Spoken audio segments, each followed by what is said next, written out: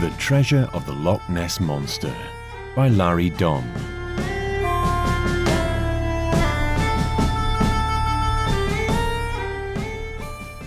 Once upon a time, two children sat by the deep gleaming waters of Loch Ness and listened to their tummies rumble. "I'm hungry," said Kenneth. "Are you hungry?" Ishbel nodded. "And Granny's cupboard is empty, so we'll be hungry all winter." Ishbel looked across the calm loch towards the ruins of Urquhart Castle. "If we found the treasure under the castle, we could buy food. Oats for porridge, wheat for bread, tatties and neeps for soup, maybe even sugar for cakes." Kenneth smiled. "Don't be daft. There's no treasure under Urquhart Castle. Don't you remember the old story about two doors hidden in the rock? Behind one door there's a room full of poison. Behind the other there's a room full of treasure." "That's just a story. It's not real. It's no more real than the big green monster our great-grandpa thought he saw in the loch when he was wee." "But some stories are real." Ishbel jumped up. "Unless you have a better idea for filling our porridge bowls, let's go and look for those doors."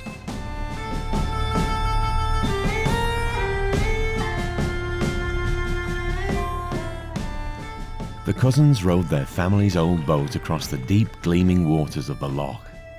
They dragged it onto the pebbly shore under the castle ruins and stared at the blank rock. "There are no doors," said Kenneth. "No doors and a long row back home." "They're hidden doors." Ishbel patted the rock. "We have to search for them." "Even if you found them, how would you choose which one to open?" asked Kenneth. "That's the point of the story, isn't it? To win the treasure, you have to risk the poison." Ishbel ran her hands along the rock. "Our whole family is starving, so I'll take that risk." Kenneth laughed. "That's a brave thing to say when you haven't found any doors."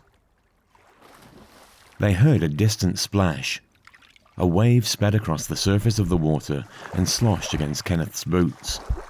As the wave washed back down to the loch, the pebbles rolled away to reveal a key. Kenneth held up the brass key. Ishbel, look what I found." It was covered in grit, so he polished it with his sleeve. The key glittered, and two arched doorways appeared in the rock. "The doors are real," whispered Ishbel. "So the treasure must be real." "And the poison," murmured Kenneth. "The poison must be real too." "Which door will we open, left or right?" Ishbel frowned. "We don't have a coin to toss." "If we had a coin to toss, we wouldn't need to hunt for treasure." Ishbel picked up a flat stone. "Light side for right, dark side for left." She threw the stone into the air and caught it. "Dark, so left." She took the key from Kenneth. "I'll open the door. You stay safely back." Kenneth sighed. "No, we'll do this together." Ishbel turned the key in the lock. They both pulled gently, and the doors creaked open. Through the narrow gap, they saw a glowing yellow light. "Gold!" gasped Ishbel. The light thickened and swirled. "That's not gold," yelled Kenneth. "That's poison." Tendrils of sickly yellow mist oozed through the gap and wafted around Ishbel's hand. The cousins crashed their shoulders against the doors, slamming them shut. The mist vanished. Ishbel locked the doors. "My fingers are itchy." She wiped them on her skirt. "But now we've found the poison, we know where to find the treasure." Ishbel turned the key in the other lock. They both pulled cautiously, and the doors creaked open. There was no yellow light, just a puff of dust. They hauled the doors wide open. The stone chamber was filled with ancient armor, broken battle axes, torn tapestries, and "Gold!" shouted Ishbel as they rushed forward. "Golden eggs?" Kenneth lifted one. "They're very heavy." "We can buy lots of food with these," Ishbel grinned. "Granny's cupboard will be full, and we'll never be hungry again." They carried the eggs one by one to the boat. As Kenneth collected the last egg, he noticed a gold coin below a beautiful tapestry. He picked it up and put it in his pocket. Ishbel blew on her fingers, which had started to throb. As Kenneth placed the egg in the boat, Ishbel turned the key in the lock, and the doors faded away.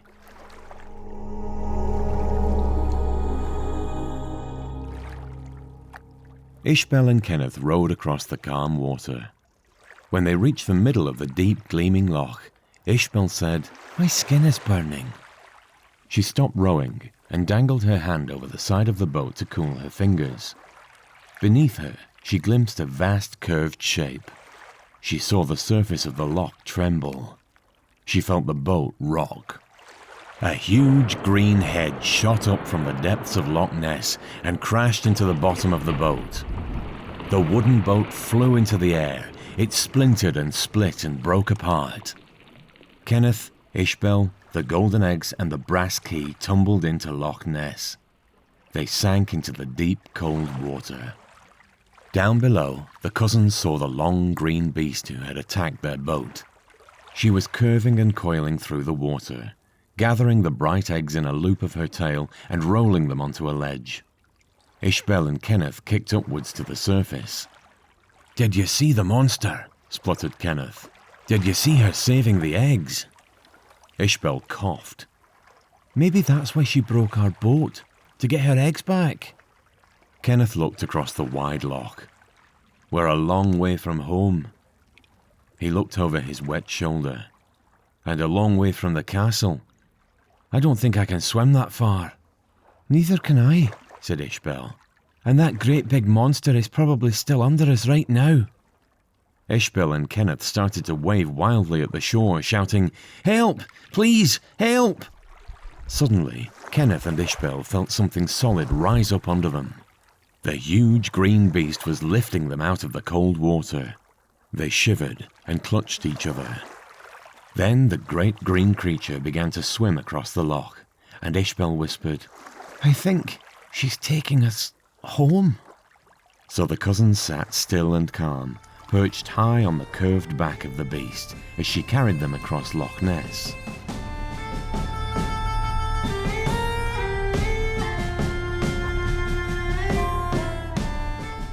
When the huge green beast reached the shore, Kenneth and Ishbel slid off her back.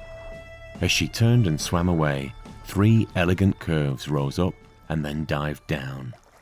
Ishbel rubbed her hand. The cold water had eased the pain, but there were still yellow marks under her skin.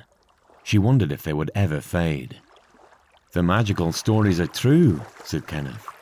"Let's tell everyone that we found Urquhart's castle's treasure and Great-Grandpa's monster."